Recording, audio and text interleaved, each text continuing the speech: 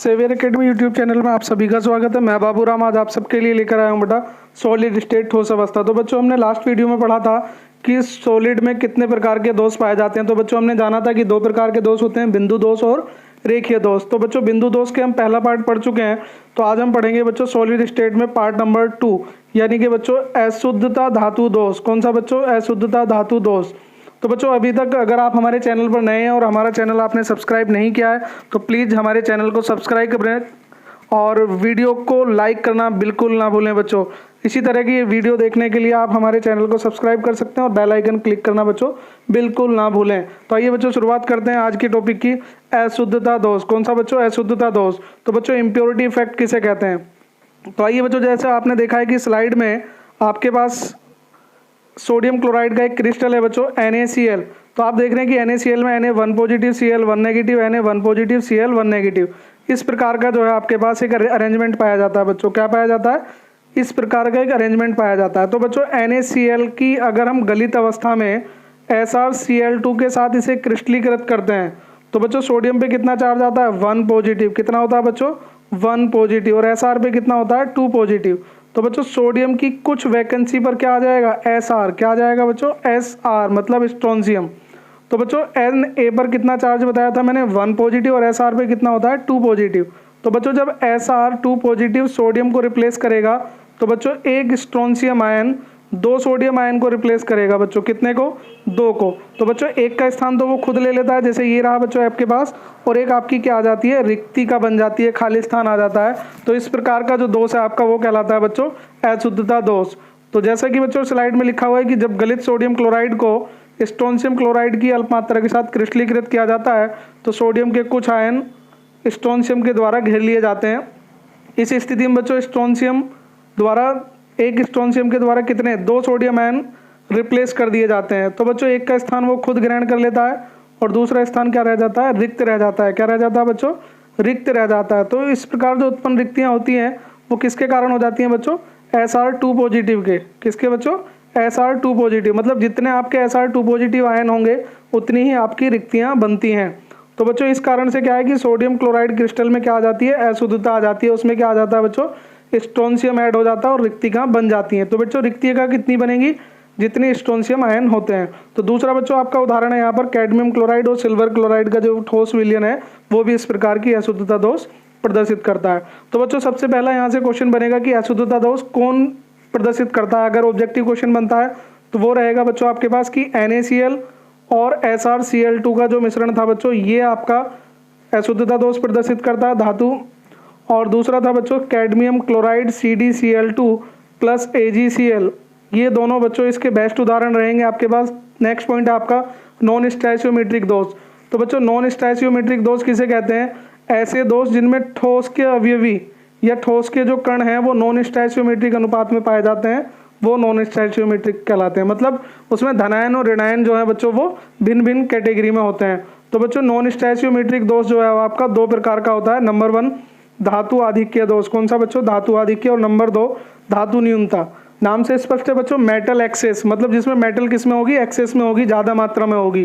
जिसमें धातु की अधिक मात्रा हो जाएगी वो धातु आधिक्य, और जिसमें धातु की मात्रा कम हो जाएगी वो धातु न्यूनता दोष। तो बच्चों जो आपका फर्स्ट पॉइंट है वो है आपका धातु न्यूनता दोष। कौन सा बच्चों? धातु न्यूनता। तो ऐसा मतलब दोष जिसमें धातु की मात्रा क्या हो जाती है? अधिक हो जाती है। तो बच्चों लिखा हुआ है कि आयनिक ठोस धातु और अधातु के मिलने से बनता है और आयनिक ठोस के क्रिस्टल में धातु की संख्या अगर अधिक हो जाती है तो इस प्रकार का जो दोष उत्पन्न होता है उसे कहते हैं धातु आधिक्य दोष। तो बच्चों ये अशुद्धि भी 2 कारणों से होती है। पॉइंट नंबर 1 ऋणायनिक रिक्तिका के कारण, मतलब ऋणायनिक रिक्तिका क्या हो जाए बच्चों? कम हो जाए। जैसे NaCl आपके पास होता है बच्चों कि सोडियम और क्लोरीन दोनों बराबर मात्रा में, अगर क्लोरीन आयन कहीं से कम हो जाए, क्लोरीन रिक्तियों को या क्लोराइड आयन को अगर कम कर दिया जाए तो इस प्रकार की जो आपकी रिक्तिका बच्चों बनने के कारण सोडियम की जो संख्या है वो बढ़ जाती है, जिसके कारण ऋणायनिक रिक्तियों के कम होने के कारण भी धातु बढ़ जाती है या अतिरिक्त धनायन इसमें ऐड किए जाएं। तो बच्चों पॉइंट नंबर 1 की बात करते हैं। तो पॉइंट नंबर 1 है आपका ऋणायनिक जो आपकी रिक्तिका है उसके कारण दो बच्चों। तो देखिए बच्चों ऋणायनिक रिक्तिका के कारण धातु आधिक्य दोष। तो ऋणायनिक रिक्तिका के कारण जैसा आप स्लाइड में देख रहे हैं बच्चों मान लीजिए आपका सोडियम क्लोराइड का क्रिस्टल है NaCl फिगर में बच्चों। तो NaCl में क्या होता है बच्चों, सोडियम होता है। तो सोडियम को जब हीट किया जाता है तो क्या बनेगा बच्चों, सोडियम 1 पॉजिटिव। क्या बनेगा आपका, सोडियम 1 पॉजिटिव। तो बच्चों सोडियम 1 पॉजिटिव जब बनेगा तो क्या निकलेंगे, इलेक्ट्रॉन। और वो इलेक्ट्रॉन बच्चों क्या करता है, देखिए जहाँ जहाँ नेगेटिव था बच्चों वहाँ क्या था, आपका क्लोरीन एटम था, क्लोरीन आयन था या क्लोराइड आयन था। तो जहाँ इलेक्ट्रॉन है बच्चों, यहाँ से इसने क्लोराइड आयन को क्या कर दिया, रिप्लेस कर दिया। क्या कर दिया बच्चों, रिप्लेस। तो इस तरीके से क्या हुआ कि क्लोराइड आयन की जो वैकेंसी थी वो कम हो जाती है। तो बच्चों स्लाइड में लिखा हुआ है कि जो क्षारकीय हैलाइड होते हैं NaCl, KCl, वो इस प्रकार के धातु आधिक्य दोष दर्शाते हैं। जब NaCl के क्रिस्टल को वाष्प के वातावरण में गर्म किया जाता है तो सोडियम परमाणु क्रिस्टल की सतह पर जम जाते हैं। तो बच्चों आगे मैंने स्लाइड में लिखा है बोल्ड करके, आप देख सकते हैं कि इस स्थिति में सोडियम आयन बनने के कारण एक इलेक्ट्रॉन निकल जाता है और ये इलेक्ट्रॉन कहाँ हो जाता है बच्चा, ये इलेक्ट्रॉन विचलित होकर क्रिस्टल की सतह पर आ जाता है, जिससे क्या होता है, क्लोरीड आयन जो है या जो आपके क्लोराइड आयन है वो उसकी सतह से विचलित हो जाते हैं और सतह से विचलित होने के कारण सोडियम परमाणु के साथ जुड़कर NaCl बना लेते हैं। मतलब एक क्लोरीन आयन कम हो जाता है, जिसके कारण बच्चों क्या होता है, सोडियम का आधिक्य हो जाता है और इस प्रकार का दोष उत्पन्न हो जाता है। तो बच्चों यहाँ से एक क्वेश्चन आता है, 2020 में भी एक क्वेश्चन पूछा गया था कि F केंद्र किसे कहते हैं, किसे कहते हैं बच्चों, F सेंटर। तो देखिए बच्चों F सेंटर किसे कहते हैं या F केंद्र किसे कहते हैं, इस दोष के कारण उत्पन्न अयुग्मित इलेक्ट्रॉन द्वारा ऋणायनिक रिक्तियों को, एक बार फिर देख लीजिए बच्चों, इस दोष के कारण, कौन से दोष के कारण बच्चों, धातु आधिक्य दोष के कारण, धातु आधिक्य दोष के कारण उत्पन्न अयुग्मित इलेक्ट्रॉनों द्वारा भरी ऋणायनिक रिक्तियों को क्या कहा जाता है, F केंद्र कहा जाता है। और यह अक्षर F किसको रिप्रेजेंट करता है बेटा, जर्मन शब्द है जो किसको रिप्रेजेंट करता है, फोरबेनजेंटर। फोरबेनजेंटर किसको रिप्रेजेंट करता है बच्चों, फोरबेनजेंटर को, जिसका अर्थ क्या होता है, रंग। तो ये आपको याद रखना बच्चा, ये अयुग्मित इलेक्ट्रॉन सोडियम क्लोराइड के केंद्र में होने के कारण उसे कैसा रंग देते हैं, पीला रंग देते हैं। यहाँ से आप ध्यान रखना बच्चों, ये रंग मैंने 2 और आयन के रंग आपको बताए हैं। एक देखिए बच्चों कि लिथियम का आधिक्य में, लिथियम का आधिक्य होने के कारण लिथियम क्लोराइड गुलाबी रंग का होता है और पोटेशियम का आधिक्य होने के कारण पोटेशियम क्लोराइड बैंगनी रंग का होता है। मतलब बच्चों आपसे कोई भी ऑब्जेक्टिव किसी भी तरह का छूटना नहीं चाहिए। तो यहाँ से आपके 3 को ऑब्जेक्टिव बन सकते हैं कि सोडियम क्लोराइड आयन का जो कलर है वो सोडियम के आधिक्य के कारण कैसा होता है बच्चों, येलो कलर का होता है। और लिथियम का कलर लिथियम आयन की अधिकता के कारण कैसा होता है, गुलाबी रंग का। और पोटेशियम क्लोराइड का पोटेशियम के आधिक्य के कारण कैसा होता है, बैंगनी रंग का। ठीक है बच्चों, तो यहाँ से ये याद रखने वाली बात है कि धातु आधिक्य दोष। और दूसरा बच्चों यहाँ से एक क्वेश्चन और मैंने बताया आपको, ये बच्चों मोस्ट इंपोर्टेंट टॉपिक है, F केंद्र किसे कहते हैं। ये NCERT प्रैक्टिस सेट में भी आपको मिल जाएगा और हम जो फॉलो कर रहे हैं बच्चों वो कंप्लीट NCERT फॉलो कर रहे हैं। तो अगर अभी तक आपने हमारी वीडियो को लाइक नहीं किया तो प्लीज़ लाइक ज़रूर करें और चैनल सब्सक्राइब नहीं किया तो प्लीज़ चैनल को सब्सक्राइब करना बिल्कुल ना भूलें बच्चों। पॉइंट नंबर 2 है आपका, अतिरिक्त धनायनों की अंतरकाशीय स्थलों में उपस्थिति, मतलब धातु अगर ऐड कर दी जाती है। तो बच्चों इस तरह का जो उदाहरण है आपका वो जिंक ऑक्साइड एक बेटर उदाहरण है।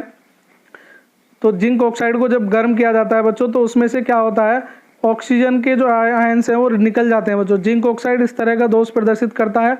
जिंक ऑक्साइड का रंग कमरे के तापमान पर सफ़ेद होता है और जब इसे गर्म किया जाता है तो कैसे रंग का हो जाता है, पीले रंग का।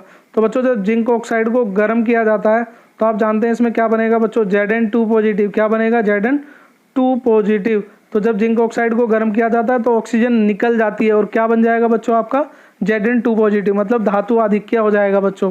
तो धातु आधिक्य होने के कारण इसका रंग कैसा हो जाता है, पीले रंग का हो जाता है। किसका बच्चा, पीले रंग का। तो मैंने अभी बताया था कि सोडियम क्लोराइड का भी बच्चों कलर सोडियम के आधिक्य के कारण कैसा होता है, पीले रंग का। तो बच्चों ऑक्सीजन के निकलने से जिंक ऑक्साइड में क्रिस्टल में जिंक का आधिक्य हो जाता है। ठीक है बच्चों, तो आधिक्य में उपस्थित जिंक, जो मैंने बोल्ड में लिखा बच्चों, आधिक्य में उपस्थित जिंक आयन अंतरकाशीय स्थल में चले जाते हैं और अंतरकाशीय स्थलों में निकटवर्ती जो इलेक्ट्रॉन है उनके पास चले जाते हैं। इस प्रकार धातु की अधिकता के कारण जिंक ऑक्साइड में भी धातु आधिक्य दोष उत्पन्न होता है। तो बच्चों नेक्स्ट था आपका धातु न्यूनता दोष। कौन सा, धातु न्यूनता दोष। तो बच्चों कई ऐसे ठोस हैं जिनमें स्टैचोमेट्रिक संगठन में बनना कठिन होता है। इसका सबसे बेटर उदाहरण आपके पास है बच्चों FeO। क्या है बच्चों, FeO। आपने देखा होगा बच्चों FeO जो होता है ये रियल में जो होता है बच्चों Fe 0.95 होता है बच्चों, और इसके साथ क्या होता है, ऑक्सीजन। FeO अधिकतर इस संगठन में पाया जाता है। यह वास्तव में 0.93 और 0.96 की रेंज के बीच होता है। तो इसमें क्या होता है बच्चों, कुछ आप जानते हैं कि Fe पर कितना चार्ज होता है, 2 पॉजिटिव और 3 पॉजिटिव। कितना बच्चों, 2 पॉजिटिव और 3 पॉजिटिव। ठीक है बच्चों, कौन कौन सा चार्ज होता है Fe पर, 2 पॉजिटिव और 3 पॉजिटिव। मेरी बात दोबारा समझ लीजिए, FeO में जो रियल वैकेंसी होती है वो होती है Fe 0.95 और O, तो कुछ वैलेंसी किसकी होती है G2 पॉजिटिव की। तो इसको कंप्लीट करने के लिए कुछ क्या आ जाता है बच्चों आपका Fe3 पॉजिटिव, क्या आ जाता है Fe3 पॉजिटिव। तो FeO में अधिकतर किसका संगठन पाया जाता है बच्चों Fe 0.95 संगठन, और यह वास्तव में किसका होता है 0.93 से 0.96 की रेंज में होता है। FeO क्रिस्टल में कुछ वैकेंसी Fe2 पॉजिटिव धनायन लुप्त हो जाते हैं, और धनायन की क्षतिपूर्ति कौन करता है बच्चों Fe3 पॉजिटिव। तो देखें बच्चों धातु न्यूनता दोष कैसे, मान लीजिए आपके पास FeO का कोई क्रिस्टल है तो उसमें Fe होंगे और O होंगे। तो बच्चों Fe पर कितना होता है 2 पॉजिटिव चार्ज, और एक पर कितना होता है Fe3 पॉजिटिव। तो बच्चों अगर यहाँ से ये 3 Fe2 पॉजिटिव निकल जाएं तो 3 पे चार्ज कितना होगा 6 पॉजिटिव, कितना होगा बच्चों 6 पॉजिटिव, और 2 Fe पर चार्ज कितना हो जाएगा 3 पॉजिटिव पर 6 पॉजिटिव। तो इस तरीके से 3 Fe2 पॉजिटिव निकलने पर एक Fe3 पॉजिटिव का स्पेस बच जाता है, इसके कारण धातु न्यूनता दोष उत्पन्न हो जाता है। अगर अभी तक आपने हमारे चैनल को सब्सक्राइब नहीं किया तो प्लीज़ सब्सक्राइब कर दें, और वीडियो को ध्यान से देखने के लिए धन्यवाद।